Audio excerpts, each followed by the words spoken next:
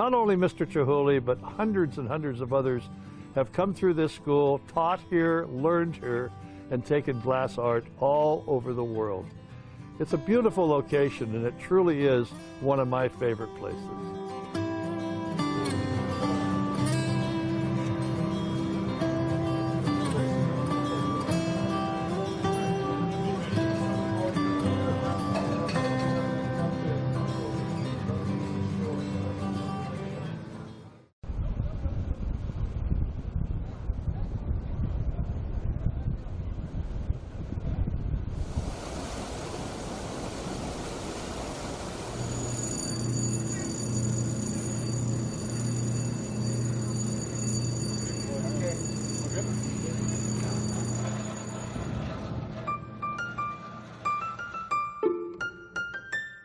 You know, in the early 1900s, the United States Navy was looking for a place to build a major shipyard here in the Pacific Northwest.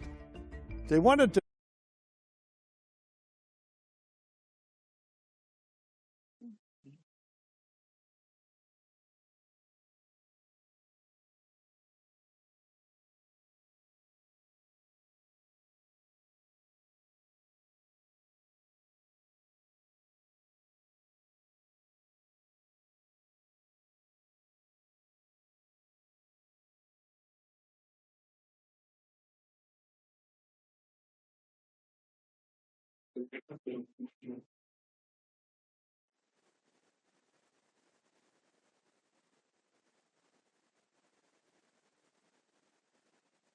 Good morning, everyone. Welcome to the Senate and House Republican Leadership Media Availability for Week 4 of the 2026 legislative session. I'm Kim Wirtz, Communications Director for Senate Republicans. Joining us from the Senate today are Senate Republican Leader John Braun from the 20th District and Deputy Republican Leader Drew McEwen from the 35th. And then from the House, we have House Republican Leader Drew Stokesbury of the 31st District and House Republican Floor Leader April Connors from the 8th. For today's opening comments, I'll turn it over to Senator Braun.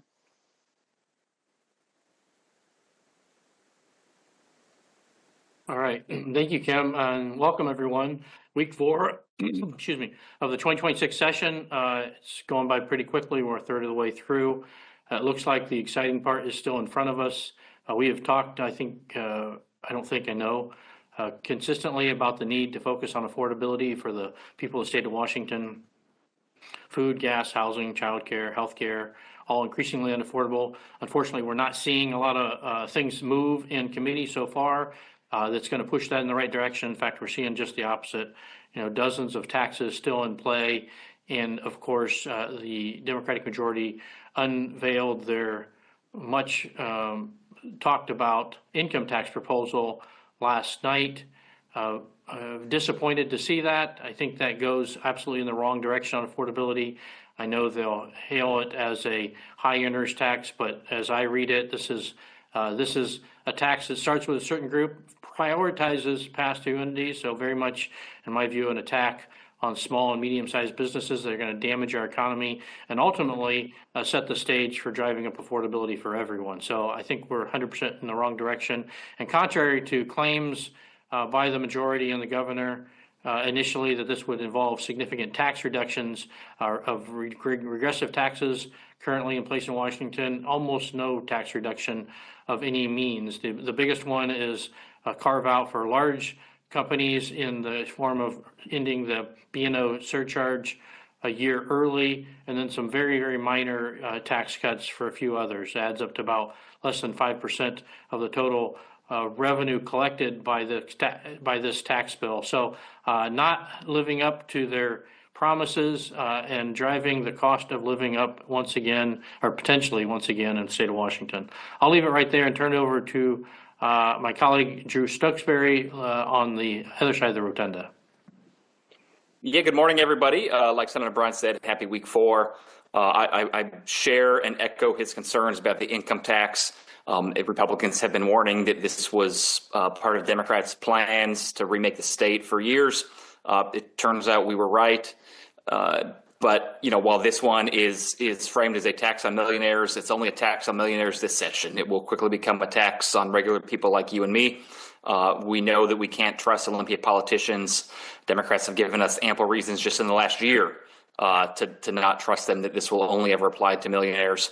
And as Senator Brown pointed out, despite the governor and others insisting that this is a way to rebalance our tax code, the rebalancing is basically accruing to the benefit of Washington's biggest businesses. While we certainly want to help them, if the point is to make the tax code more fair, I think the tax break should be centered around lowering taxes for those who can least afford to pay them, like sales tax or targeted exemptions like sales tax on diapers or sales tax on prepared food. But instead it looks like majority Democrats are working behind the scenes with Washington's biggest employers to figure out a way to pass an income tax that is going to devastate Washington's economy and also benefit big business. And I'm not sure that's the right direction for Washington. The other issue that has been top of folks' mind here in Olympia is affordability. House and Senate Republicans show up to work every day looking for ways we can make Washington more affordable. I don't have to remind you of how we're in the bottom 5 for affordability in terms of housing, childcare, groceries, things like that. Unfortunately, Democrats, despite acknowledging the problem, are proposing bills that would make these problems worse, not better. There is a new tax on insurance companies that will drive up the cost of health care. That's House Bill 2973. I've talked before about their bill to ban tires with the chemical known as 6-PPD. As introduced, that bill included a secret tire tax that had to be charged, but you couldn't inform customers of the charge. Thankfully, Democrats have removed that $6 fee, but the entire bill is still going to drive up the cost of tires by dramatically reducing the amount of competition in the tire market. Rather than customers who get a flat tire or have a bald tire showing up to the store and have 100 tires to choose from, if this bill passes, they'll have maybe 3 tires to choose from if we're lucky, and that will really raise costs. I mentioned this before, but House Bill 1420 is essentially a de facto tax on clothing. It is EPR for textiles that will make the cost of clothing yourself and your kids before they go to school more expensive. There's House Bill 2442, which contains some local taxes, and then there's a slew of other state taxes. There's a new tax on social media companies, a variety of tax proposals on cigarettes, proposed increase to the solid waste tax. So just in every which way, whether it's direct taxes, lowering or increasing regulation and therefore prices on consumers, legislative Democrats are showing up every day trying to make life in Washington more expensive. So with that, I think we'll, I should mention too, I've got Representative April Connors, our House Republican floor leader, here with us from the House. And I think with that, we can open it up for questions. Terrific, thank you. So first we will start with Jerry Cornfield from the Washington State Standard. Good morning. Let me ask you just about the income tax, since you brought it up. First, what provisions do you consider most harmful and absolutely must be removed at this stage? I'd say the whole bill. I mean, the voters have spoken multiple times, as has the court. And, the other side likes to dismiss court rulings that are nearly, 80, 90 years ago and say that's not relevant today. Well, the voters have also spoken a number of times. And to enact an income tax in the state, I think just flies in the face of the will of the voters. And the Senate Majority Leader made no bones about it and said that, that's it was an easy promise to make that we're breaking. That just says a lot that their view of the voters' desires, and this is a non-starter for us. Yeah, the two most harmful things, three most harmful, I would say, and I agree with Senator McEwen's point. This whole bill is bad news for the state of Washington. But the marriage tax, the marriage penalty, is grossly unfair. We've seen that in other places, and in Ollie's that's been corrected. I'm a little shocked that they showed that in their early draft and didn't take the time to work on that. The failure to allow for carry forward is enormously destructive to long-term investment in our state. And frankly, the way they penalize pass-through entities, particularly for ones doing business outside the state of Washington and bringing prosperity back to Washington, puts that as a significant disadvantage compared to everyone else. And that's on top of what I mentioned earlier, which is, very different treatment for certain types of businesses in the state, helping large companies while pushing small and medium companies to the side. Yeah, I'll echo what both Senator Brown and Senator McEwen said, and I'm sorry, guys, I didn't have my video on at first, but somebody should have said something. I'm here. Yeah, well, I mean, I like what Senator Brown said. There's a marriage penalty that makes no sense and goes to our point that this is not just intended on people who make $1 million a year. Already when they introduced the bill, it will hit people who make $500,000 a year if their spouse also makes that much. It's only a matter of time until that applies to folks with lower and lower incomes, but also it's grossly unfair to essentially penalize folks because they've decided to get married. The denial of loss carry forward is just really, really head scratching. And that will really decimate our housing industry, among others. I mean, there's a variety of industries where that's going to be detrimental, but probably chief among them is the need in this state to build more housing. And if you tell housing developers that they can't carry forward their losses from the early years when they're paying a lot of money to build houses and aren't making a lot of money because they're not ready to be built and sold, that's going to completely dry up capital allocated to this state. And then the other one that I'll point out too is by building Washington taxable income off of adjusted gross income, you capture pass-through income from owners of S-corps and LLCs and partnerships. Oftentimes in practice, this is income that only exists on paper. It's not actually reduced to cash. These folks don't have $1 million hitting their bank account. They have $1 million on paper that may or may not ever materialize. There's an unfairness in asking them to pay a big tax bill on quote unquote phantom income that they can't actually touch. But even to the extent the business really does have cash that they can pay out, you're now going to require businesses to pay out an extra 10% so their owners just can break even on taxes. Again, that's a 10% hit on small businesses. Nobody would have the gumption, at least not yet, maybe it's coming, to propose a 10% tax on small businesses, but that's functionally what this is. So, you provide real relief to regular working Washingtonians rather than big businesses. You get rid of the marriage penalty, you allow loss carry forwards, and you don't tax phantom income on small businesses. I'm not saying I would support it, but at least it would be a sensible tax policy at that point. And Jerry, I think that one of the important things to remember as we're looking at this income tax bill going forward is exactly what Representative Larry Springer said at the Bellevue Chamber when they asked him, why should the public assume that this isn't going to be an income tax on them by 2031? And he said that the public shouldn't assume that. And I think that should be a big part of what we're talking about as well.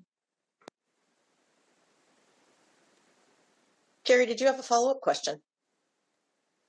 Different topic, but the other thing, both House and Senate Republicans are hosting listening sessions today on the initiatives. And my question is, did either caucus invite opponents of the initiatives to participate, make presentations as part of these events today? Yeah, even a balanced hearing or listening session, excuse me. Yeah, Jerry, we did. And for context, I know you know this, but for other folks tuning in, the Constitution says that initiatives of the legislature shall take precedence over all other matters. It doesn't say exactly what that means. I agree that it doesn't mean that we must pass them, because the Constitution also contemplates for what happens if the legislature doesn't pass them. But the legislature needs to do something to signal that these initiatives are being considered and are taking precedence over everything else. We think a really easy way to do that is to hold hearings. Democrats disagree, but they won't suggest any other way these initiatives can take precedence over the rest of our business, even if we end up not passing them and sending them to the ballot. So after in the House, we moved to require or to instruct the committee, the Education Committee, to hold a hearing. Democrats voted that down on a party line vote. And so in response, House and Senate Republicans are holding a listening session because we want to show the public what can happen if responsible people are in charge who just want the truth rather than pursuing an agenda and silencing dissenting voices. So that's what Republicans are doing with the listening session. I can let the senators talk about the Senate session they're leading, but over on the House side, our listening session, we have invited every single member of the legislature from all four caucuses, so Republicans and Democrats, and we have invited an equal number of speakers who both support and oppose the initiative. For those who oppose the initiative, we've invited the WEA, Superintendent Chris Reichdahl, the ACLU, the Gender Justice League, Planned Parenthood, Northwest Progressive Institute, SEIU 775, Lavender Rights Project, Washington Youth Alliance, Team Child, the Washington State Democrats, and Pro-Choice Washington. If anybody knows any other con folks who would like to participate, let us know. We did our best to try to find a representative cross-section of those opposed to the initiatives, because we think the public has a right to hear folks with opinions talk about why their view of the initiatives is correct and let the public make informed choices.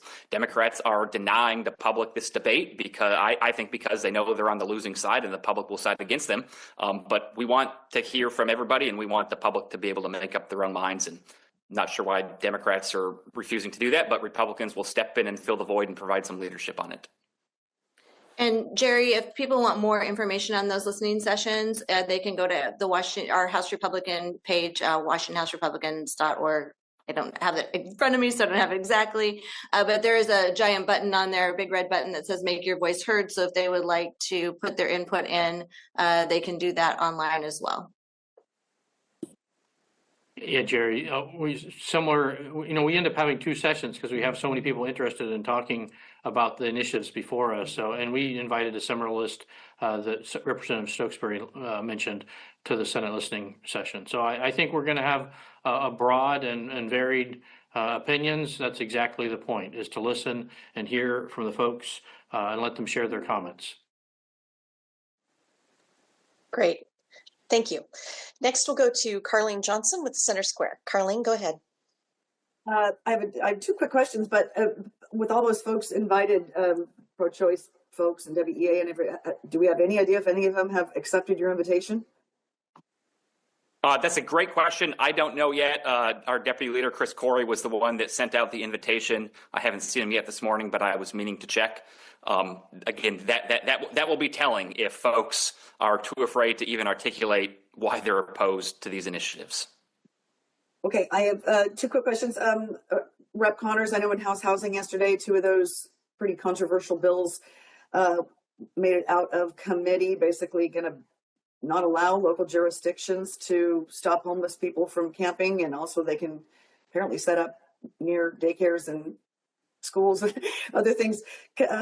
Those could have some pretty devastating impacts for local jurisdictions. Can you speak to that a little bit, please? Sure. Yes, both of those bills. There was the STEP housing bill, which was Rep. Peterson's bill, and then there was the camping bill, which was Mia Gregerson's bill. The camping bill itself would make jurisdictions have to be able to have a shelter bed available to move the homeless person to the shelter bed prior to having to move them. Otherwise, they would not be able to move them. So, we're talking about kids' soccer fields. We're talking about public schools. Just yesterday, Carlene, after that hearing, I had a nice young student from PLU in here, and her mom is a teacher at Capitol High School, or was, and said there was one morning that she woke up, prior to the Supreme Court case that stopped a lot of this and allowed cities and towns to be able to move homeless folks. She said that her mom woke up one morning, walked out the door to let her students in, and there was a homeless person, laying right there in the door in front of the school. And so those are the kind of things that this will allow again. And then one of the big parts about this bill is the ability to sue the city. So if the homeless person feels like there wasn't a bed or shelter space, if they weren't offered it, and the city did move them without being offered that space or put in that space, that the city could be sued. And so big questions about what if these unhoused folks don't want to be moved? What if they want to stay there? We tried a series of amendments yesterday in the House Housing Committee, as you saw, I think you were in there, where we tried to say, hey, at least let's not let them do this anywhere close to a school or on a school grounds or in a city park where kids are playing, so there's not needles and feces and things that could harm our children. And the Democrats completely voted that down yesterday. My other quick question is directed to Senator Braun. Senator Peterson said last week that he was willing to have conversation with you about your bill. I think is it 6502, the one to kind of have some oversight on these NGOs with all the suspected fraud that's been exposed. Have you had a chance to have a conversation with him, and what do you think the odds are of your bill getting at least to the floor? No, I have not had talked to him. I suspect he was too busy preparing the income tax bill we're talking about, but we're still pushing on the bill. We had a good hearing. There is, as you know, there is deep concern across Washington by citizens who are deeply frustrated that they're doing their part, they're supporting their family and their community, paying their taxes, and yet they see at least indications of significant waste and fraud in many parts of our state government. And this bill just gets at it in a very, I think, thoughtful, professional way. It's not attacking anyone. It's just trying to make sure if we're going to spend state money, we know where it's going and it's transparent. So we'll see. We're still working on it. We got another day before cutoff, so I remain optimistic. Thank you. Next, we will go to Shauna Sowersby from the Seattle Times. Hey, good morning. I'm here with Sophia. So part of the income tax proposal included a funding mechanism for public defense. I'm wondering, since you're already against the income tax proposal, what you think would be a better way to help counties cover rising public defender costs? Well, I think if you look at the priorities of budgeting over the last decade, it's been grossly out of whack. I mean, in 2013, going into that session, the budget was about $32 billion. Today, we're pushing 80. I mean, in that growth, the majority couldn't find to make that constitutional duty that we have a priority. That to me just, it speaks to so many issues, and we hear time and again, well, we just need a tax to fix this, but it never stops, and they'll continue to complain about the regressivity, but not provide tax relief to the working class of the state. So it comes down to their budget priorities, and their budget priorities are frankly out of touch with the realities of the vast majority of Washington citizens. Yeah, I support providing counties additional funding to cover these defense costs. It's about $200 million a year. To Senator McEwen's point, in a budget of $78 billion, if we simply prioritize and make sure we're using our funds carefully and wisely, we could afford to help the counties in this way. It does not require an additional income tax of $4 billion a year to meet this requirement.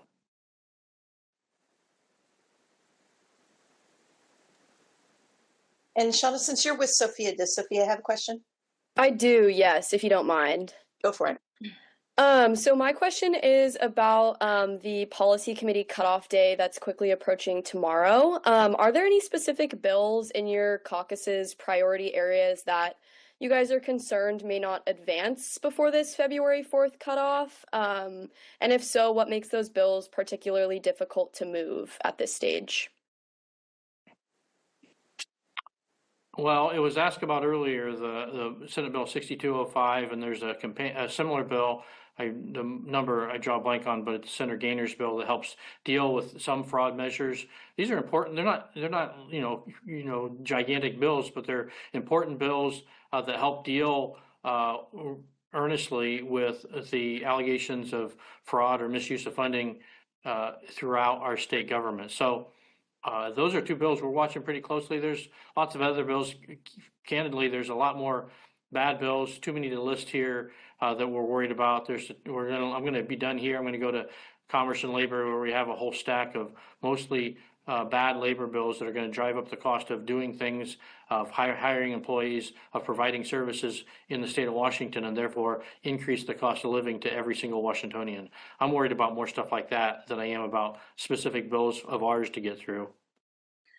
Sophia, I think I could say from our House Republican caucus, again, talking like Senator Braun said, the affordability piece is very important to us, but also the public safety piece, particularly, especially when we're talking about things like that are happening in my community right now with sexually violent predators being potentially housed in our communities. We have a series of 8 bills in the House that we have requested hearings on, that the Democrat leadership has said basically, no, we're not going to hear any of your bills on public safety that help your communities, but they are hearing opposite bills in the House Appropriations Committee last night, where they were taking a bill that would reduce the crime for a sexual offender for not registering. So we have like a complete opposite end of the Public Safety Committee happening right now.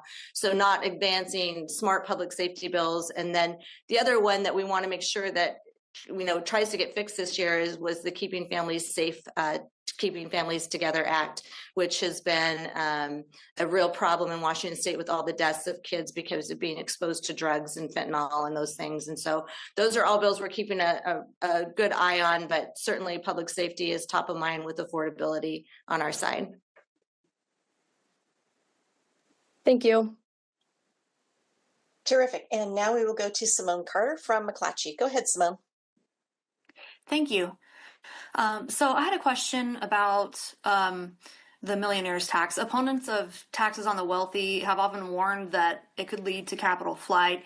Often people point to Jeff Bezos as an example, while supporters of millionaire's tax have cast doubt on those claims. So other than Jeff Bezos, can y'all point to any other examples to support the idea that such a proposal would cause the wealthy to flee Washington? Well, Simone, first of all, it's an income tax with an arbitrary threshold. So let's just call it what it is. It's an income tax. And I don't have the data sheet in front of me. We can get it to you after this. But actually, if you look at that, there's been a pattern here over the last few years of those with means leaving the state, and the people moving into the state are without means or less means, maybe is a better way to put that. And that's an IRS data point that, again, we can provide that to you. I don't have it handy. So yeah, people do make decisions based on economics. That's just reality. And you're not only seeing it from the upper middle class and higher, but the middle class. And I look in my own district, and the number of folks that I personally know that have chosen to leave the state for a variety of reasons, that is real. And one of the biggest drivers is economics. And again, maybe this proposed income tax is not initially going to hit the vast majority of Washingtonians, but what is hitting them is the property tax, and it's becoming more and more unaffordable. And again, we continue to not see any proposed relief to the working class of the state, and those folks are starting to seriously look and have looked and moved to other states that have better economics for their family. Look, just in the last day, we've seen additional layoffs from Amazon. We saw some high-level layoffs from T-Mobile. It's a steady pattern, and Senator McEwen's point, not just the numbers, which I know for many years, decades even, we had net positive immigration into the state of Washington. In recent years, the data has been very clear. It's about even, but the only reason it's about even is because international migration into the state of Washington.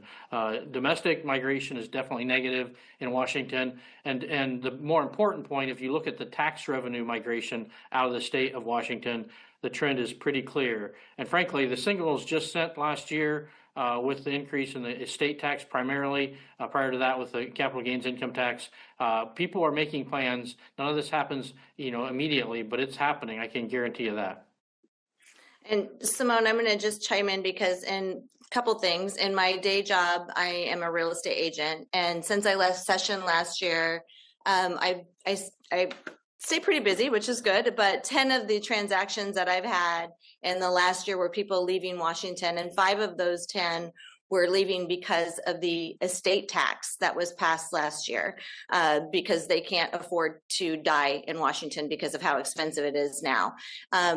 Not only do those people leave, but those people that are leaving, those 5 that just I sold in my community of 1,000 realtors in the Tri-Cities, they are giving back to our community. They are philanthropists. They are donating. One of the clients that moved, the first thing they do, they told me, is they start donating in the state that they're moving to establish their residency. And one of those gives over $100,000 a year to Tri-Cities, places like the Boys and Girls Clubs, domestic violence shelters, all of those kind of things. And those are the kind of people that we're pushing out of Washington. I also have a lot of clients who are financial planners. They have basically told me that what they are doing is advising their clients to make their primary residence somewhere other than Washington. So the theory that people aren't going to move, or it's Jeff Bezos, is not what is happening. It is already happening, and if this tax passes, it'll continue to happen, and it'll continue to happen at a higher rate. Yeah, Yes. give me a little bit of time to think about two. If you want big names, Ken Fisher, Fisher Investments, just south of my district, moved a couple years ago to Texas. Ed Schweitzer, who built and runs Schweitzer Engineering over in Pullman. It's a multi-billion-dollar company built from scratch over the last 30 years. Has moved to Idaho. And I'm sure if you give us a little bit of time, we could probably come up with dozens more. This is really happening, and the denial that it's happening, I think, is bad for the state of Washington.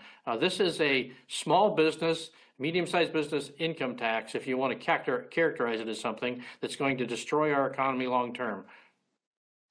Yes, Simone, there was a 2004 study that looked at IRS migration data, and Washington had the 8th highest loss of high-earning households of any state in the country. And then there is a 2025 study that showed wealthy Gen Zers are flying even faster, and we're actually number 2 behind only Illinois in terms of affluent Gen Z folks that are leaving Washington. So the data definitely bears us out. It's definitely more than anecdotes. IRS data shows us as well.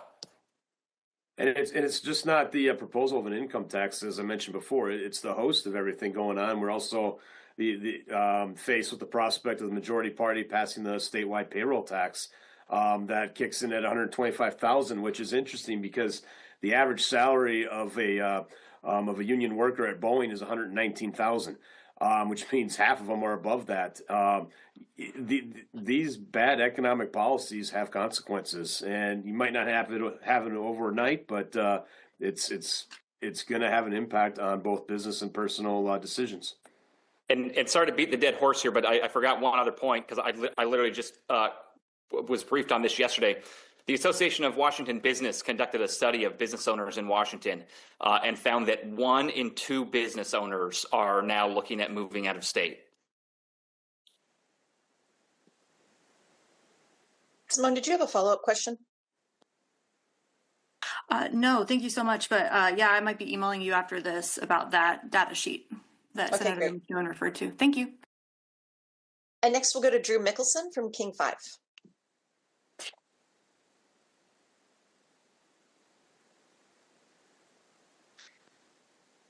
Maybe. Okay, if he pops back on, I'll give him a minute in just a second. With that, we will go to Jacob Moore from the Chronicle. Yeah, just kind of a follow-up to Sophia's question earlier about what bills had died.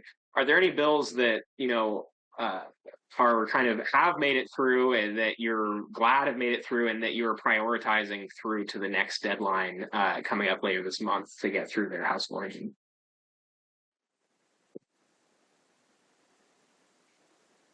Sadly, don't have a long list of bills that we are prioritizing.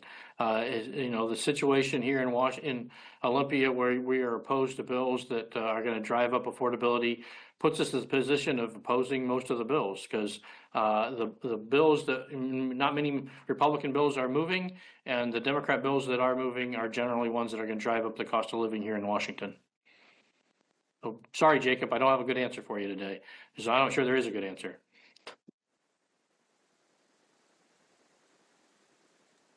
Jacob, did you have a follow-up? No, that's okay. Thank you. Great, thanks. So with that, we will go to Mitchell Rowland from the Spokesman. Hi, good morning. The governor is out with a statement saying that he couldn't support the income tax on millionaires in its current form as written. Does that provide any optimism that there's some room to negotiate between Republicans and Democratic lawmakers, or do you just envision that these negotiations in the coming weeks will be between Democratic lawmakers and the governor's office? I would say so far what we're seeing the latter, that they're really not interested in perspective from Republicans. They're barely interested in perspective from the business community.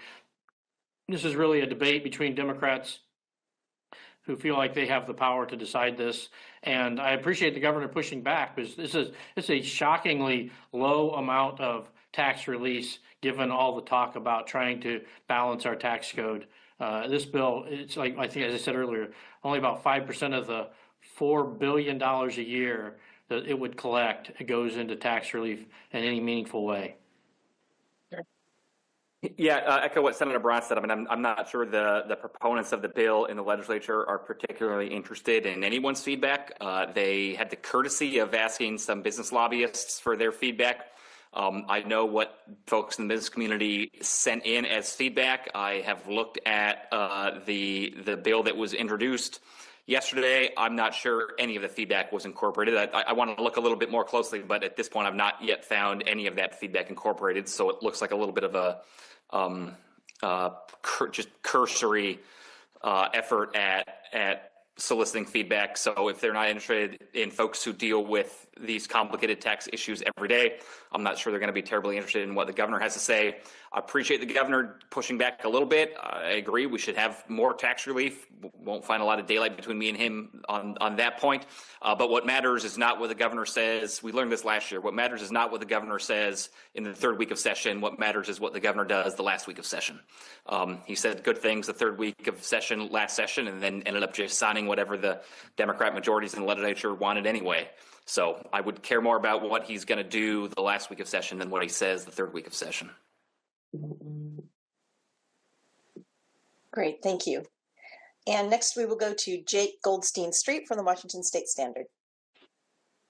Thanks, Kim. I've got a question, Senator, about a bill from Senator Warnick related to applying for a waiver for the use of SNAP benefits to restrict using those benefits for unhealthy foods like candy and soda. I was wondering if you've gotten any indication from the majority if that legislation has a path. I know it's got an exec scheduled for tomorrow. Yeah, I don't think we have a firm answer. I know that Senator Warnick is working that bill pretty hard and trying to answer any concerns the majority has had on the bill. It's an important bill to make sure as we're providing this important benefit to folks who qualify, that we do it in a way that actually leads to good decisions and best outcomes for the money we're putting into it.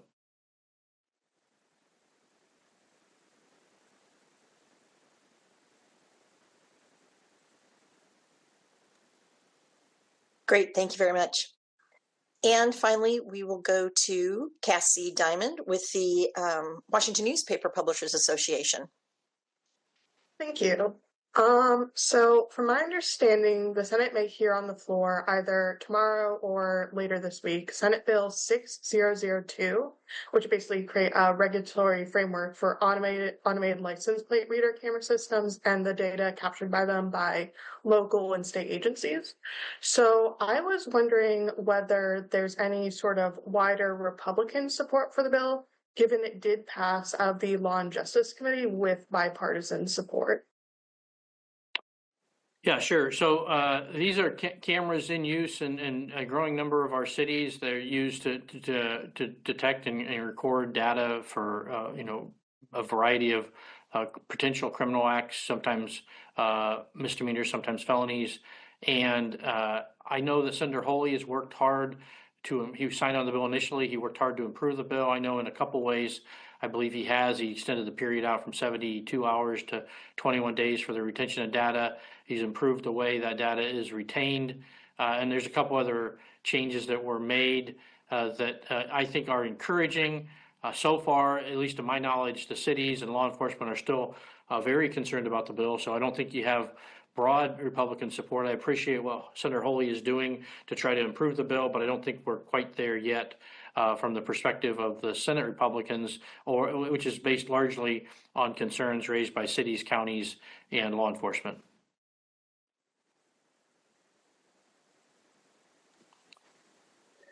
Probably too early to say what the mood is over here amongst House Republicans. I don't think we've got a similar bill in the House. I know I've heard a lot of skepticism from folks coming into my office, from some of the cities and from some of the law enforcement groups. I've not heard of any of my caucus members who support it, but obviously, we'll have a pretty robust debate if and when it does come over here.